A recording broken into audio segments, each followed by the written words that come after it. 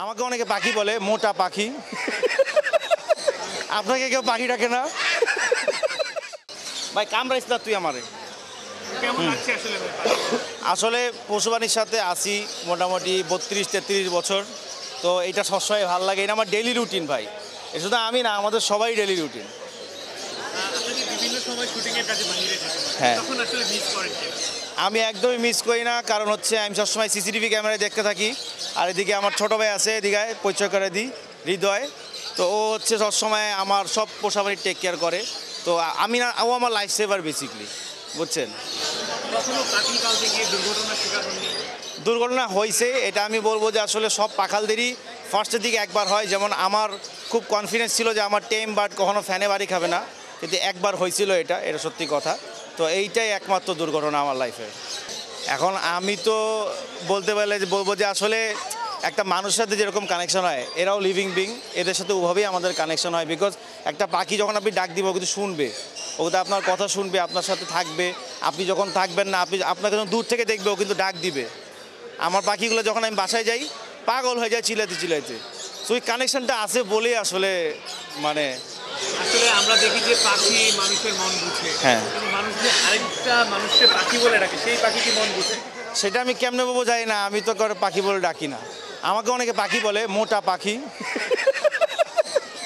এই হচ্ছে বিষয়। আর কি কি পাখি বলে ডাকে আপনাকে? আমার কি এগুলা কি কোশ্চেন জিজ্ঞেস করতেছেন আপনি? পাখি বলে ডাকে। আপনাকে কেউ পাখি ডাকে না?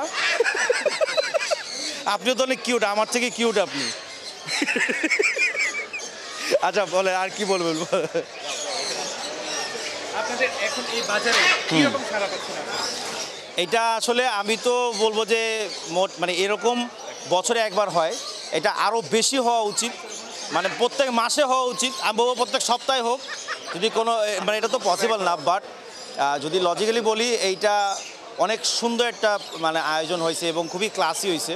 আমিও অনেক দেশে ঘুরি, যখন আমি ওদের সাফারি পার্ক বা এরকম এক্সপো এগুলাতে ঘুরি, ভিজিট করি, আমার কষ্ট লাগতো যে বাংলাদেশে এত কম হয়। বাট হচ্ছে যে এইটাই হচ্ছে বেস্ট পার্ট, এবং আরও হোক এটাই চাই। এবং মানুষের ভিড় দেখে আপনি বুঝতে পারতেছেন যে কীরকম হয়েছে। আপনার মনে হয় যে মেলাতে আরো কি কি রকম নতুন জিনিস ইনক্লুডিং করলে ভালো লাগবে? এখন ইনক্লুডিং তো আসলে সবগুলা করলেই ভালো লাগতো। অনেক মানুষের কাছে অনেক এক্সোটিক পোষা প্রাণী আছে, বাট এখানে আসলে অনেক ভিড় আর অনেক মানুষ আসে, যে কারণে হচ্ছে পোষা প্রাণীরা একটু ভয় পেয়ে যায়, যে কারণে হয়তো অ্যাটাক করতে পারে, যে কারণে অনেক মানুষ অনেক পোষা প্রাণী আনতেও পারে না। বাট যদি ওই রকম একটু প্রপার যদি গ্লাস টাইপ থাকতো, একটু প্রোটেকশন বেশি থাকতো, তাহলে হয়তো আরও বেশি এক্সোটিক প্রাণী আনতে মানুষ ইচ্ছুক হইতো বা সাহস পাইতো। আগের বারের থেকে এই বছরের মেলায় কি রকম পার্থক্য দেখতে পাচ্ছেন?